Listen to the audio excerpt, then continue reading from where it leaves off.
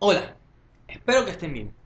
Bienvenidos a mi blog Opiniones Calidad de Exportación en su tercera temporada. En esta ocasión vamos a tratar otro tema histórico para realzar la memoria y que no se olviden los hechos del pasado. ¿Cuál es la firma del Protocolo de Río de Janeiro del 29 de enero de 1942? Que recientemente se cumplió el aniversario número 60 y que parece que ya ha sido olvidado ya. Bueno, con la firma del acuerdo de paz y todo, ya, cabo, ya se enterró la arenita y todo. Y no es que esté en una actitud beligerante, sino que hay que pensar y reflexionar un conflicto que, si bien es cierto, acabó con la guerra, no fue resuelto de la forma más adecuada. ¿Cuál es el contexto histórico de este suceso?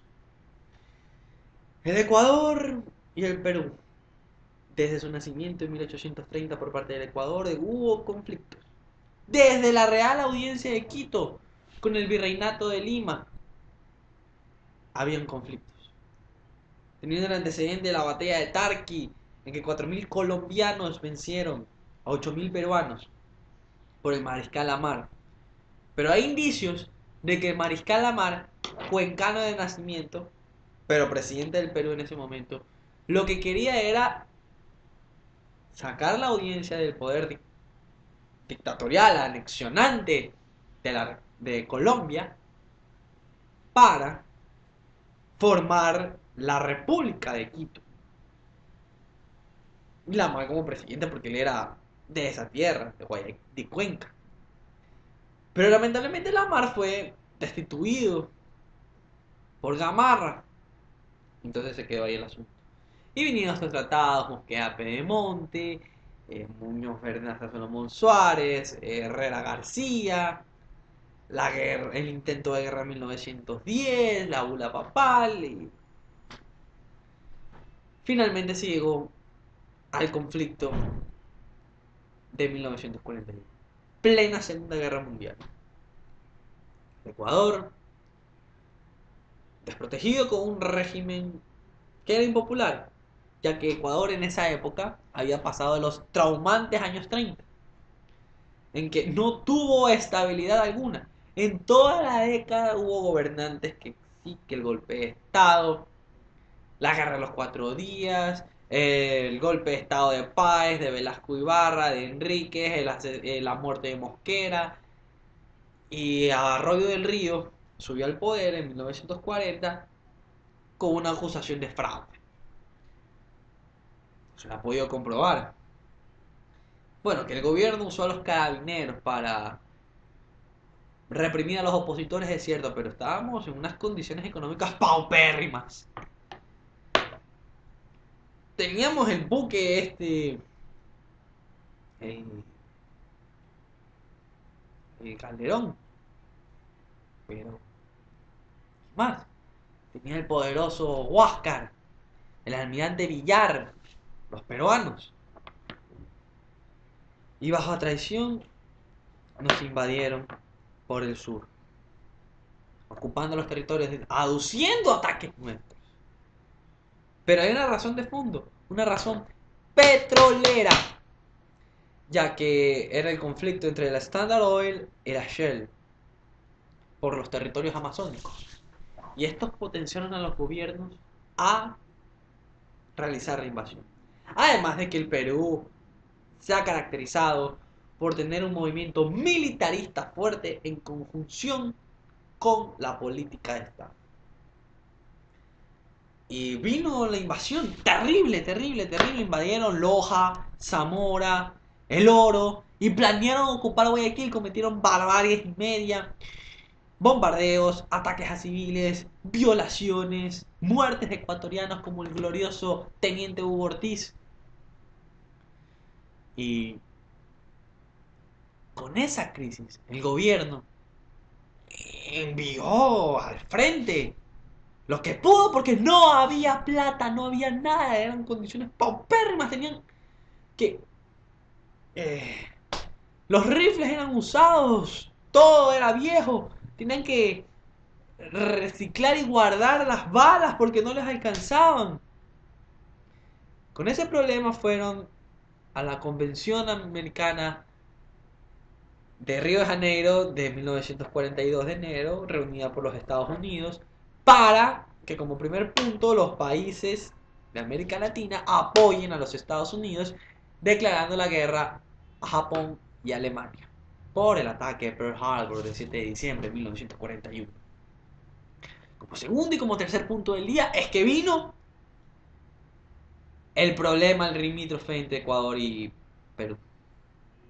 Y ya como que ya a las 2 de la mañana ahí lo trataron y hicieron firmar este tratado de paz, amistad y límites entre Ecuador y Perú.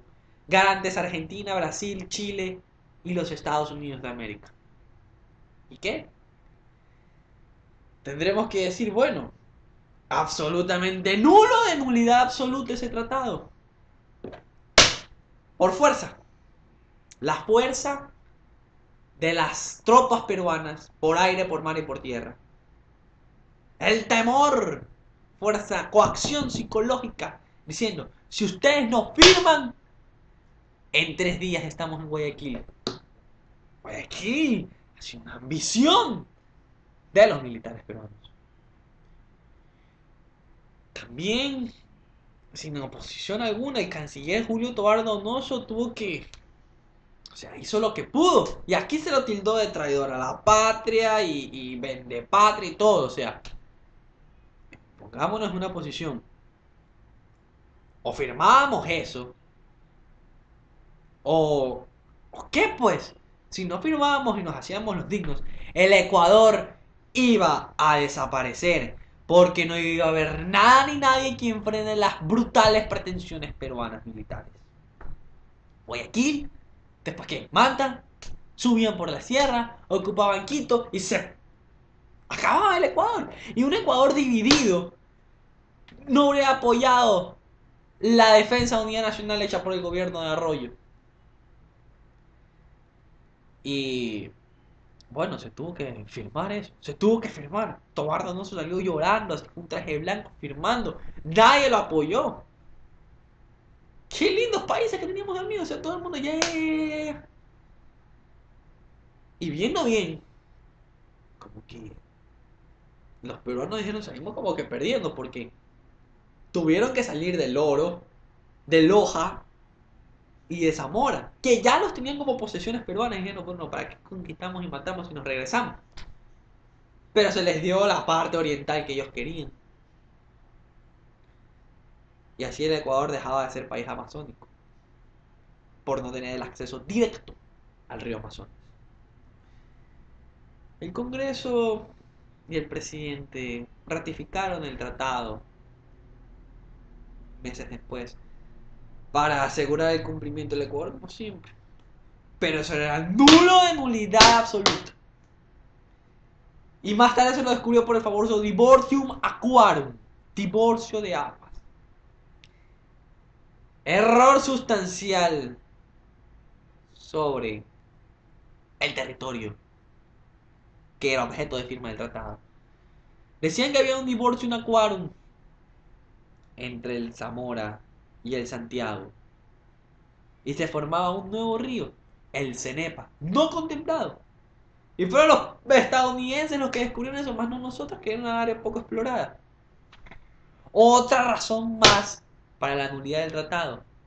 Pero la falla fue que Ecuador, pudiendo alegar lo que sea la nulidad, el Perú no aceptó las propuestas. No las aceptó. Para ir a un arbitraje internacional entre países se necesita de la audiencia de los dos. Y el Perú no quiso esta fórmula conciliatoria. El Ecuador tuvo que aducir la tesis de la inejecutabilidad del protocolo. Y ante la amenaza, los peruanos intentaban, no, que el protocolo es inejecutable. ¡Es nulo! Pero alguien tenía que decir que es nulo. Y se siguió desangrando el país así. Pero este indómito de tratado. Y esto fue causa sustancial para la posterior revolución gloriosa del 28 de mayo de 1944, que me quedan a mí las dudas de que haya sido un movimiento espontáneo de jóvenes militares, sino más bien creo que fue una conspiración armada para destituir al régimen. Y que personas como Arizaga que merecían la presidencia está bien, y que Velasco Ibarra vino de gratis con la mesa puesta, como no podía manejar, le dieron el poder y pasó lo que pasó después, es otra materia de discusión. Pero este protocolo nos desangró y nos dejó heridos de muerte. Luego vino el conflicto de Paquilla en el 81, que ellos decían que había un falso Paquilla, que fue culpa nuestra, que nosotros invadimos. Bueno, terminó un alto el fuego. Luego la guerra del Cenepa del 95, que en los aviones les dimos. Les dimos. Primer conflicto aéreo de Sudamérica y victoria ecuatoriana. Que manipuladamente dice que nosotros invadimos. Nosotros. Por favor. Están los antecedentes. Y ojo, esto no es ningún odio contra la gente del Perú. Buenas personas y todo. Es contra el poder fáctico, militarista y estatal del Perú, que nos ha desangrado. Siempre ha existido el plan de Colombia y Perú de dividirnos, porque teníamos la existencia de este incómodo territorio entre las dos fronteras. No sé si existan todavía esos planes. Aspiro a que no. Y lo que ganamos por la guerra, con lo cual no estoy de acuerdo, solo como mecanismo de defensa, lo perdimos en la mesa de negociaciones porque el canciller y el ministro de Relaciones Exteriores a la final fueron como que sí, que no, que vamos a ver. El vicecanciller Fernández de Córdoba defendió su punto y, y se llegó a ese irrisorio, irritó Tratado de Itamaraty, que accedió a la ratificación del protocolo de Río de Janeiro, cuando se podía haber peleado por algo mejor. Y se dio esa pantomima de soberanía funcional en Tiwinsa. Tantos muertos en Tiwinsa y se dio 1 kilómetro cuadrado de soberanía que es propiedad privada del Perú. Tú pides permiso, tú vas y un cementerio. ¿Pero y qué?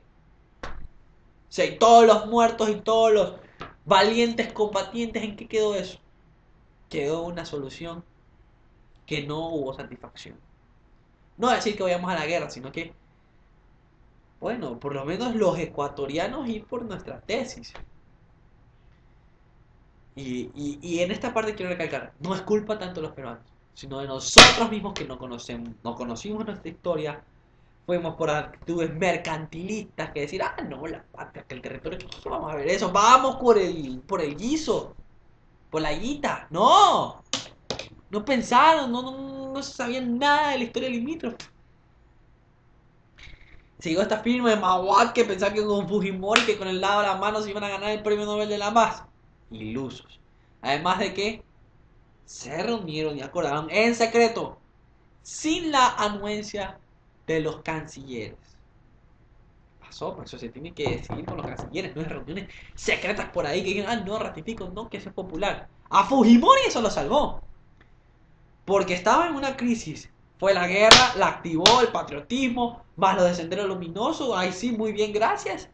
Y eso fue una colchoneta para Fujimori. Mawad, bueno, conocemos la historia. Bajó su popularidad, más la crisis bancaria, más el congelamiento, más el feriado, pique para Mawad. Y 14 años después de la firma de la paz, ¿qué tenemos? Bueno, que sí, de que hay una potenciación de la inversión privada y todo, pero el Perú ha ganado más que nosotros. El Perú aprovecha más de los ecuatorianos que los ecuatorianos del Perú en materia económica. Y muchos de los proyectos que se iban a dar, no veo que se hayan cumplido. Solo la carretera binacional, esa que pasa por el final del Oro, desde Santa Rosa hasta Tumbes y Piura. Además se dijo de que con la firma de la paz se iba a acabar el ejército, de que ya no había que gastar tanto presupuesto en la seguridad. Que yo sepa aumentado el presupuesto, pues, con la amenaza de la frontera norte también. Que íbamos a estar en paz, que sí, que no. Bueno, no veo que hayamos cumplido eso. Lo que se fue la amenaza del agresor exterior. Pero ese sentimiento de dignidad, ese sentimiento de país, de unidad nacional, al menos eso en teoría nos unía, pero igual en las escuelas no se recuerda este hecho, en los colegios tampoco. En los textos peruanos creo que se lo tiene ahí, como ya, bueno, ganamos territorio en tal año y en tal año y nosotros. Y además todavía ciertos medios peruanos sostienen que nosotros hemos sido los enemigos, los agresores, que nunca existió el Tratado de Guayaquil en 1829, que nosotros los pertrechamos a desidia en 1941, en 1981, en el 95, que nosotros hemos mentido. Por favor, ya dejámonos de ser odiadores entre los unos y los otros. Como conclusión, decir de que hay que hacer una memoria histórica de este hecho, para que no se repita con ningún otro país. Y si es que vamos por la integración latinoamericana, con la que estoy de acuerdo, hay que olvidar estas rencillas y desterrar a los militaristas, expansionistas y revanchistas de las esferas del poder, porque mezclar el aspecto beligerante del poder con las Fuerzas Armadas es una pésima combinación, que el pueblo es el que paga las consecuencias. Y el Ecuador aprender de la historia y no tener traidores a la patria, esos que nos vendieron en el 98. ¿Quiénes fueron esos diputados que votaron por la ratificación del tratado en 1998? Están involucrados en la vida política de hoy. Empresarios, periodistas, políticos. ¿Quiénes son? Esos son los traidores a la patria. Y dicen las malas lenguas que fueron billeteados por Vladimiro Montesinos, el hombre fuerte del régimen de Fujimori. Claro, pues por la plata baila el mono, pues así sí, pues y se olvidan todas las hazañas de Teniente Hugo Ortiz y de tanta gente. No olvidar de ecuatorianos que si el Ecuador llegara a desaparecer, no será por los desastres naturales ni los volcanes, sino por los malos gobernantes y por el pueblo que no hace nada para detenerlos. Conclusión histórica para reflexionar sobre un hecho que debe ser enseñado en las escuelas y visto en su real dimensión. Que Arroyo del Río se lo acusó de traidor y todo, pero hay que ver la problemática del momento. Sí, tuvo su culpa por no haber destinado los fondos suficientes, por haber puesto a los carabineros, pero ¿era eso o desaparecíamos como país? Los dejo pensando. Bueno, espero que les haya gustado. Cualquier opinión, cualquier controversia, podemos discutirla y nos veremos en otro episodio de Opiniones Calidad de Exportación.